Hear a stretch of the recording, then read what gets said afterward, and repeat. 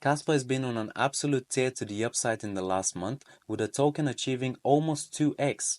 But is this a one-time event, or is it going to keep on happening? Well guys, I've read the Kaspa white paper, I've read tons of Kaspa articles, and I've watched hundreds of videos about Kaspa, so you don't have to. And today, I'm going to condense all of this information and serve it to you on a silver platter, or should I say, Kaspa platter. More of that in a minute. In this video, I'll do a deep dive on Kaspa and reveal exactly what it is, reveal its mission, team, founder, what is going on behind the scenes that has driven this move to the upside, is it the right time to buy more or take profits, potential FUD, and my future price prediction for Kaspa. But before we get to any revealing, guys, please, for me, like the video, subscribe to the channel, and click that noti bell. Now let's get into the video. First, we're going to dive into Kaspa's mission, which is to become a peer-to-peer electronic cash ledger. Now, if this sounds familiar, that is because this is the exact reason why Satoshi Nakamoto created Bitcoin in the first place. However, since its creation, Bitcoin has evolved into digital gold, which is more like a store of value as opposed to a peer-to-peer cash ledger. This is mainly due to its slow transactions and high fees. You see, in the ancient times, people used to transact in both gold and silver coins. This is because they're both precious metals and they're both limited in supply. However, after some time, people adopted gold as a store of value and started using mainly silver to transact in. This is exactly what is happening right here,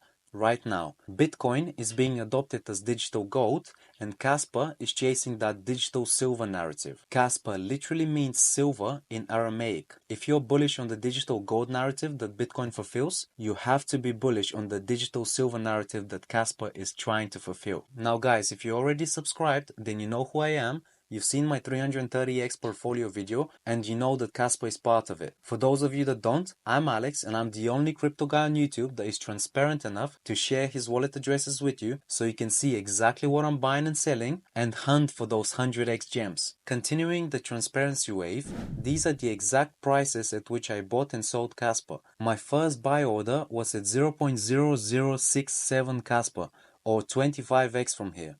I currently hold all my Kaspa on Qcoin as I'm expecting a massive pump in the near future, so I've positioned myself to take profits. If you want to see exactly what I'm buying or selling, make sure you're following me on Twitter because this is where I post my trades as they happen. Bear in mind that it takes me a lot more time to record a video on YouTube than to make a post on Twitter. Okay, so the reason why I'm expecting a pump is because Binance and Kraken have been actively accumulating Kaspa. In fact, both of them announced futures listing for Kaspa. However, none of them have announced a spot listing yet. The futures listing was at some point in November, and you can see that slightly before that, Kaspa's prices started to skyrocket up, nearly 13x. It went all the way up from 0.05 to 0.14, which is nearly a 3x. Since then it's retraced and then pumped again, and the most recent pump is due to the fact that we now have an Aquaman wallet, which is a wallet that holds more than 1 billion Kaspa. There it is, it's one Aquaman wallet. This is a website called kas.fyi and it shows you data about all wallets that hold Kaspa. And if we scroll down, we can see that the top wallet now holds 1 billion Kaspa, which is equivalent to $172 million.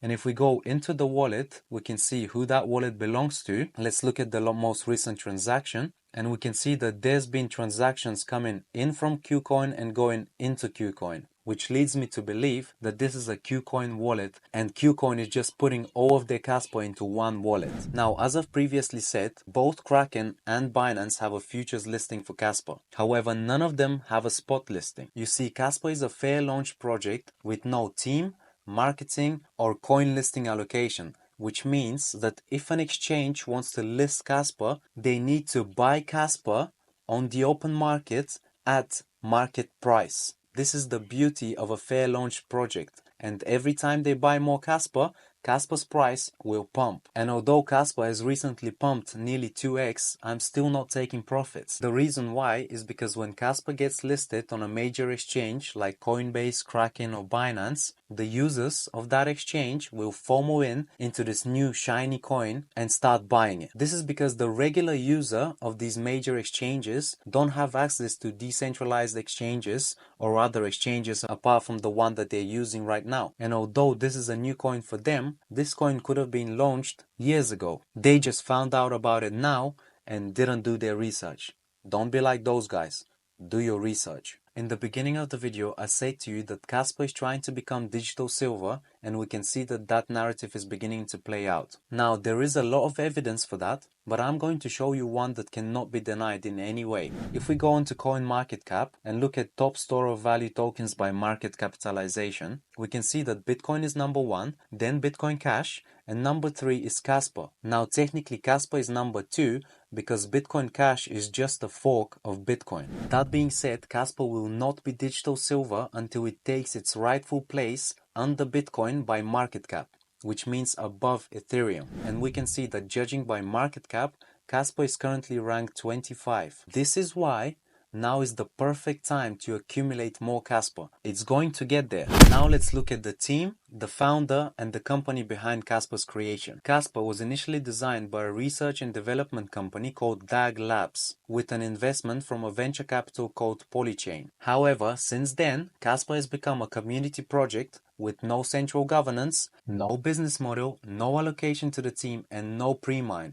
Meaning that although it was created by a company, currently Kaspa does not have a team, and the only people that work on the project are community volunteers that truly believe in Kaspa's vision. This means that there are no big whale wallets that will drive the price down by dumping their coins on the open market like your regular pump and dump project. Here's a full list of current team members. As for the founder, his name is Jonathan Sampolinsky, and he has a PhD in computer science at Harvard University. However, the most intriguing part about the founder isn't that he studied at one of the best universities in the world, but rather the fact that he has authored and co-authored various blockchain papers, including security analysis of Bitcoin protocol, being cited in Ethereum's white paper for his research on Ghost protocol, which Kaspa later became, and not to mention the numerous conspiracy theories about him being Satoshi Nakamoto or part of the Satoshi group that created Bitcoin. Like, for example, Satoshi's last post in the Bitcoin Talk forum was in December 13th, 2010. And also in December 2010, Jonathan Sampolinsky joins Twitter. Coincidence? Maybe. Nobody really knows if he is Satoshi. However, Bitcoin failed to achieve the vision it was created for, and Kaspa's goal is that same vision. When you put 2 and 2 together, things start to make sense. Either way, none of that is for certain. But what is that he's a brilliant cryptology scientist that created an extraordinary protocol. Now, what is Kaspa and why is it so special? You see, Kaspa is not just a regular proof-of-work blockchain.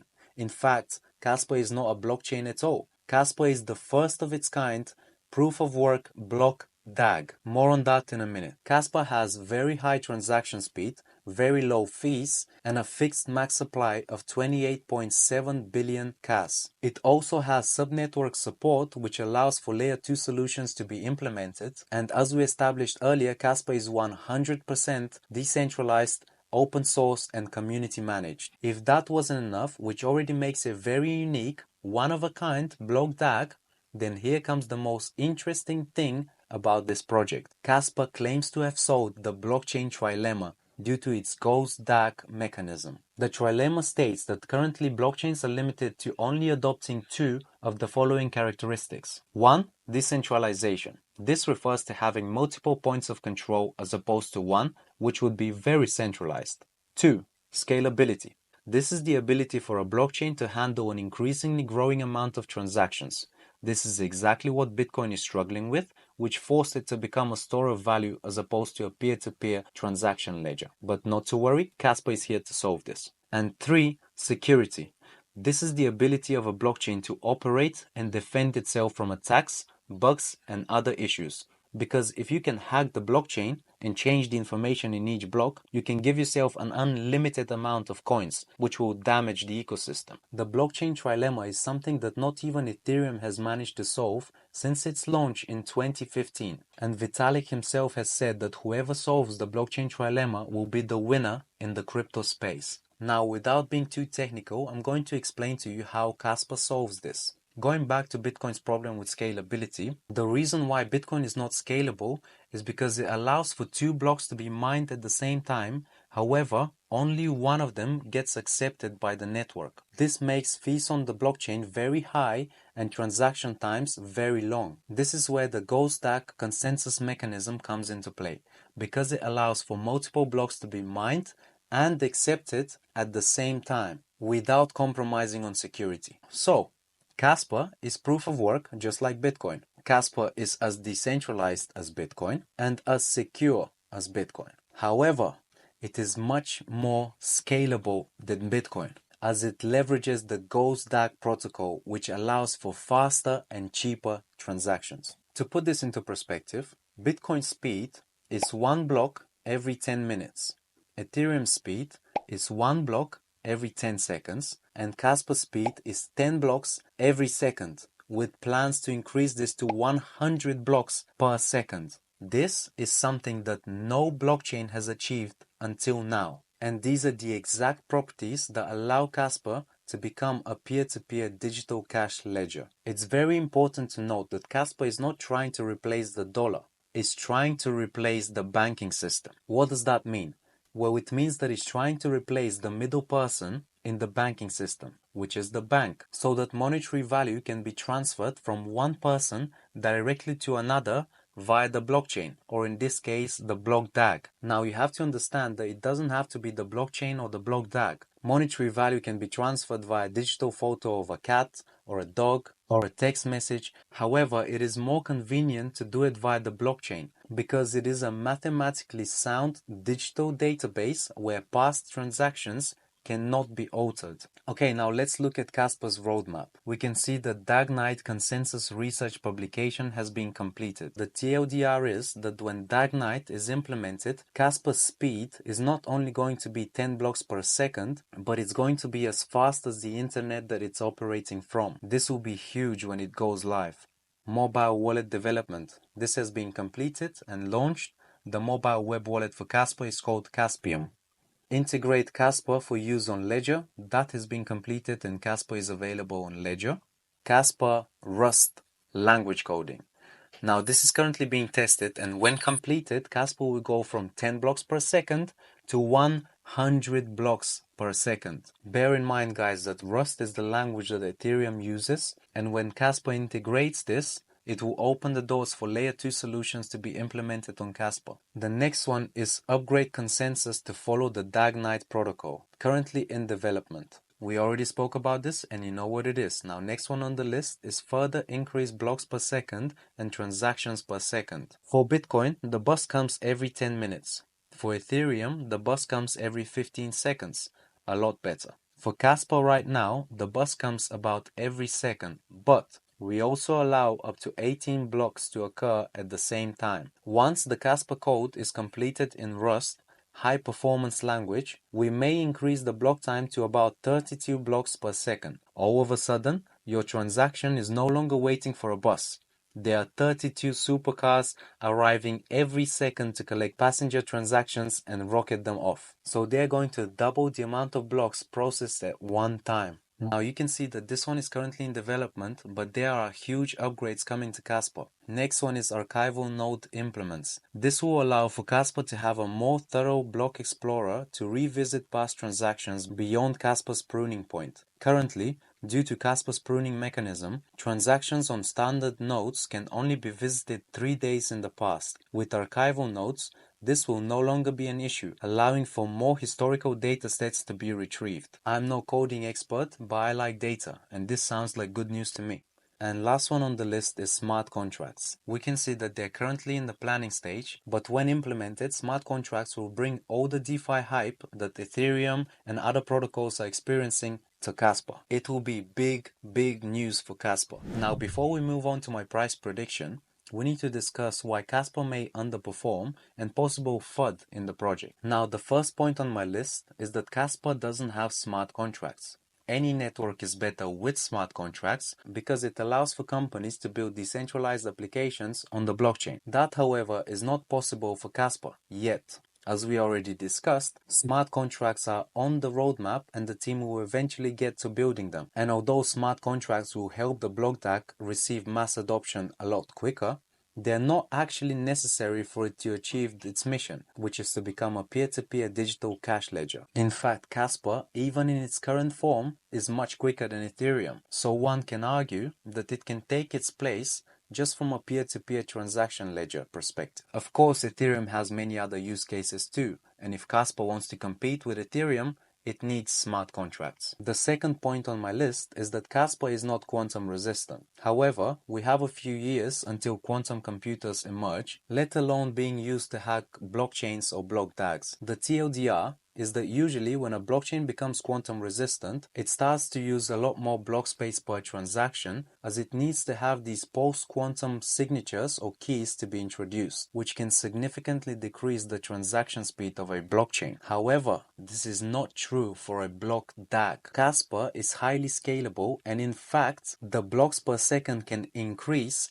because there will be a lot less signatures to be verified per block. That being said, post-quantum signatures have not been battle tested yet, as they are fairly new technology and they are much less efficient, meaning that hardware requirements for creating keys and signatures will increase, which in turn will increase the hardware cost for hardware wallets. To read the full explanation, you can read the tweet from Zai Wyborski, who is one of Kaspa's team's core researchers, in the description below. And point number 3 on my list is that mining Kaspa is currently not as profitable as buying it on the open market. This is mainly due to the massive bull run that Kaspa is on, the yearly halving cycles, and new mining machines coming out every few months that are much more profitable than previous models. Okay, I know that was a lot, so let's break it down. This is Kaspa's first bull run, and it's currently not listed on any of the major exchanges. Every listing on a major exchange causes the price to spike up, so you will have your original investment and then some. Not financial advice. Kaspa's mining difficulty halves every year via smooth monthly reductions by a factor of half to the power of 12. If that went over your head, don't worry, same here. However, this is what it looks like when plotted on a graph over time, and we're currently right here on the graph. Okay, moving on to miners, and I'm not a miner, however, I went on ASIC Marketplace, and they're only showing 3 Kaspa miners that are all out of stock. I did some more research and find others, however, ASIC Marketplace is the only place that I found a Kaspa miner with this much terahash. More terahash means you'll be able to mine more Kaspa, however, look at the price. What is this? They're so expensive. So even if you mine $300 worth of Kaspa per day with this miner, it'll take you 100 days to break even, because Kaspa's mining difficulty increases every month, and then some to actually start making returns on your initial investment. So it takes you roughly a year to double your initial investment. If I'm wrong, please let me know in the comments below. So you can either buy this miner now for $30,000, or you can buy $30,000 worth of Kaspa. The price goes up 5x in a year, and you've made 5x the amount of your initial investment as opposed to 2x in the same amount of time. That being said, Kaspa is still very profitable to mine compared to proof-of-work blockchains. In fact, it's the second most profitable coin to mine, only second to Bitcoin. This is because Kaspa miners are very energy efficient, so it requires a lot less electricity for the miners to stay on. So, the only thing standing in our way is if mass adoption doesn't come before it becomes too difficult to mine Kaspa. If this happens, miners will turn off their machines because it will not be profitable to continue mining. However, this can all be avoided by the implementation of smart contracts. This is exactly why they are very, very important for the block DAG. They will enable companies to build DeFi applications on the network, facilitating an increase in transaction volume, and in turn making it sustainable for miners to profit only from transaction fees. We're fairly safe, as we have around 8 years until we get to virtually no rewards from mining new coins. You can see that in the 9th year, mining rewards from mining new coins will be less than 1. Okay, now let's make a realistic price prediction for Kaspa. As I've mentioned before, Kaspa has a very good community that has adopted the project, and some people have even started basing their whole socials on Kaspa. Guess what project had the same community last bull run? That's right, it's Cardano. Now let's look at Cardano's market cap last bull run. It got to 94.97 billion market cap. For the sake of easy calculations, we're gonna call it 95 billion. You see, the thing is, Cardano had Charles Hoskinson shilling the project throughout the whole bull run, as well as many other YouTube channels. However, Kaspa doesn't, and the closest person we have to him is Kaspa Silver. And not to condescend on Kaspa Silver, I think he's great and his content is great too, and in fact I used some of his content for the creation of this video. But purely for comparison purposes, 8K subscribers are very different to 315k. That being said, Kaspa has a very different narrative to that of Cardano's, and it's more decentralized as it's a fair launch, unlike Cardano. I'm sure Cardano photos will probably obliterate me, but this is just the truth. A fair launch proof of work coin is far more decentralized than a VC-backed proof of stake coin, not to mention the potential of high speed and low fees Kaspa can achieve that are far greater than Cardano's. So realistically, Kaspa may not have a founder with a massive following, but it has a much easier to understand narrative by the general public, which allows for a lot of speculation.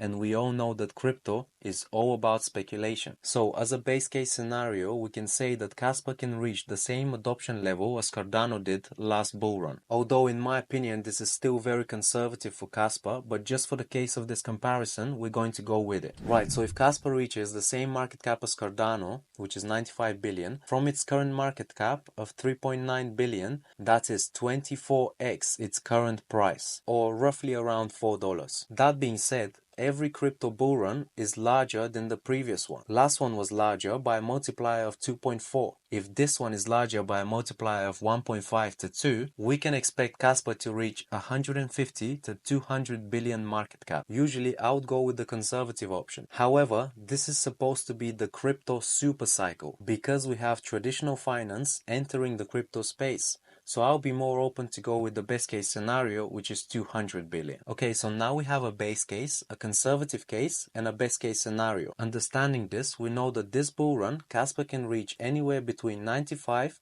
to 200 billion market cap, which will be an increase of 24 to 51x its current price. And in terms of price, this is anywhere between $4.1 and $8.7. Ultimately, I'll be monitoring the market very closely in 2025 as I'll be taking profits along the way. But the most important thing is to track metrics like new wallets, on-chain transactions, where wallet movements, social media engagement, Google searches, news reports, DeFi and Coinbase app downloads, and so on. Just so I can have a better prediction of where the market is going and make quicker, more informed decisions with my investments. Now, before I let you go, I'm going to leave you with some of my other predictions for Kaspa in 2024. We'll review these again in Q1 2025 and see what came true and what didn't. Number 1, Kaspa will trade over $1 even if it's just for a short amount of time. Number 2, Kaspa will be in the top 10 coins by market cap.